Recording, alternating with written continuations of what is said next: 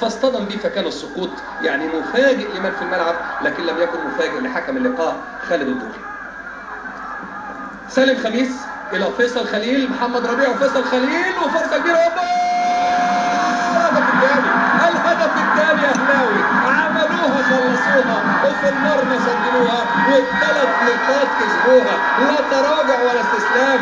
الشياطين الحمر والملعب احمر الملعب بالشياطين الحمر.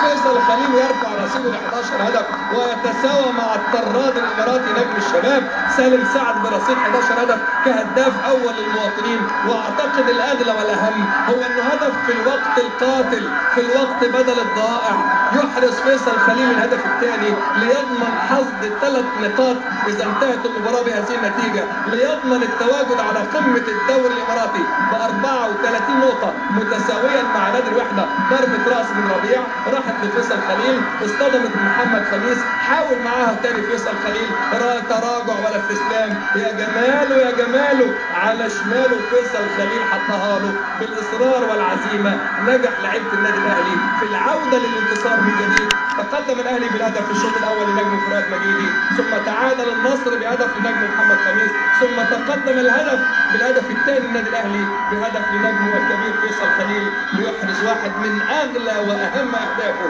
واعتقد قد يكون من اهم واغلى اهداف هذا المدرب شافير مدرب النادي الاهلي اللي بيتلقى عقوبه الايقاف وعدم التواجد مع فريقه داخل كرة القدم وقسوتها على جماهير النصر بهذا الهدف في هذا التوقيت، ومتعتها بهدف فيصل خليل امام حضراتكم. يا كرة القدم وروعتها، يا كرة القدم ومتعتها، يا كرة القدم وقسوتها. يا شيخ حيرتينا، ليكي دايما بتشدينا. واحدة من اكثر المباريات اثارة وما اكثرها في الفترة الاخيرة.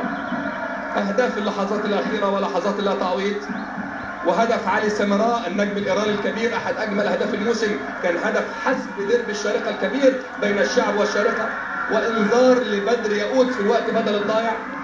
والحكم المساعد الثاني حكم حسن عيسى دخل الملعب هيتكلم مع خالد الدوخي حكم اللقاء.